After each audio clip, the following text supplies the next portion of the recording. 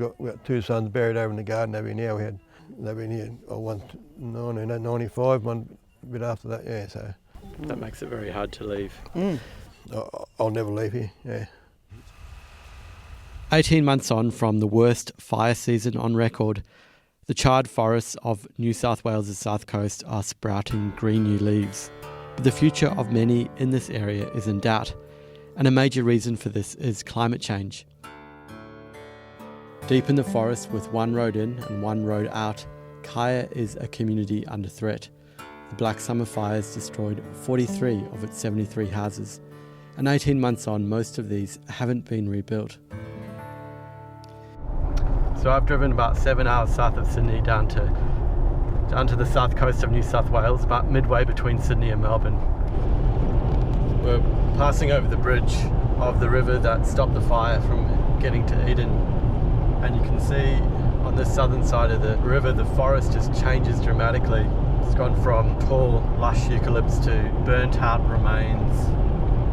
That's just virtually all dead trees.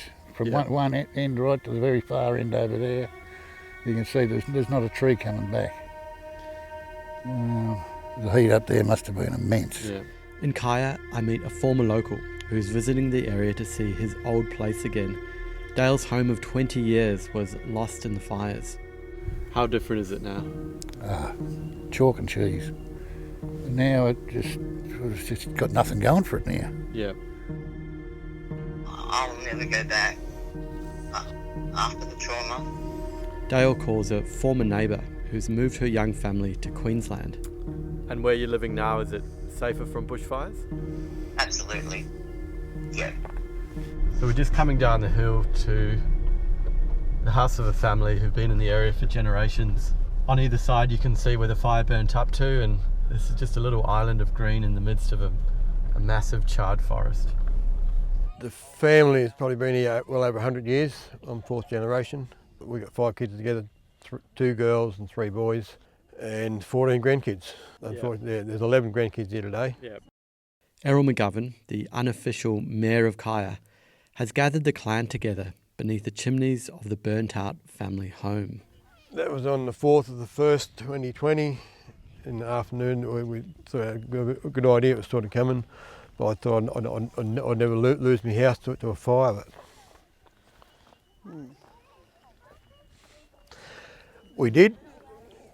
At 3:30 in the afternoon, it was all completely black. It was about 12:30 or 1 o'clock in the morning. Things were still going crazy, but it wasn't quite as bad. I walked down the road here, it was like walking into a war zone. It was just from the stock yards, top of the hill burning, the sheds and everything. But I got the house here, there was nothing, there was no flames, it was just gone. You get used to people's car noises going up that track, and you know so-and-so's gone home, and well, you don't hear any of that. It's just, it's... Because people got burnt out and they haven't yet returned. Yeah, like from here up, there's another 11 or so homes, and there's only 2 of those out of the 11 that are still there. And Do you think people will return? They want to, but it's, some will, some won't. I know out of the 45 houses that were burnt, there's probably about 7 or 8 people that will never return. Yeah. We're heading now to Monica's place. Monica's family's been here for generations, and she's going to make lunch for us. Is it hot enough? In the 20 years that I've been here, I've had 2 droughts, 2 big droughts, 2 big floods and a big bushfire, and that's almost more than my father had in his 88 years here. Scientists say climate change is partly responsible for what's happening here, but Monica says few in Kaya want to talk about it. So I think the planet's warming up and it's messing with the weather patterns.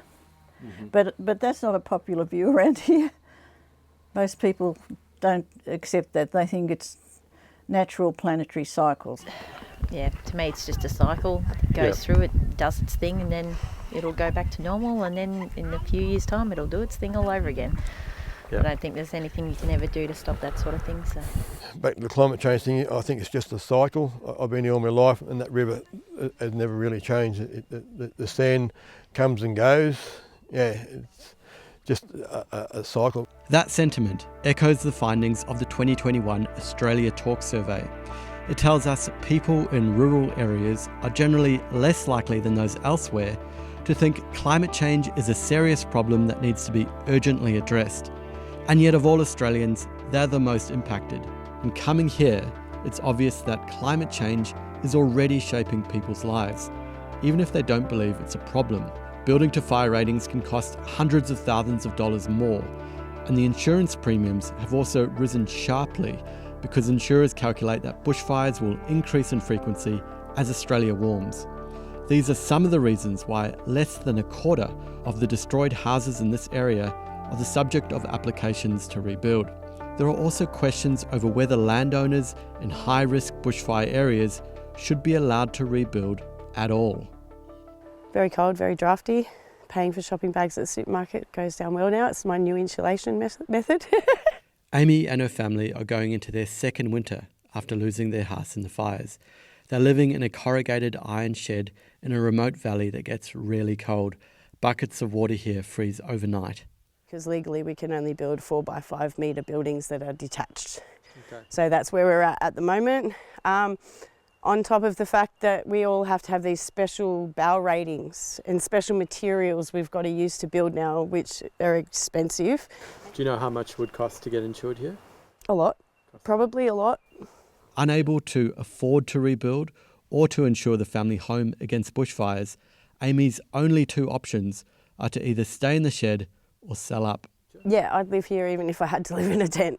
Yeah, right. Yeah, I wouldn't move to town for anything. I can't imagine a huge fire like that coming through anytime soon, but there's definitely a lot of fuel left from the last one. Yeah. So the fear is there.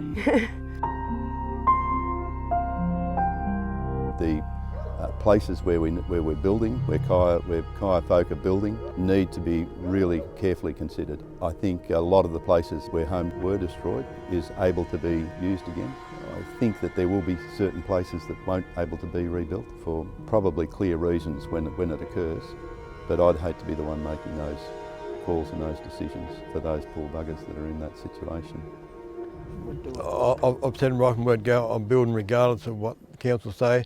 I didn't strike the match to burn my house down, neither did the other 2,500 people in the state.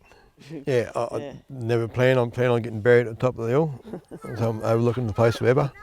Yeah, that's my plan. So we've got 2 sons buried over in the garden over here now. They've been here, one 1995, one a bit after that, so. Yeah.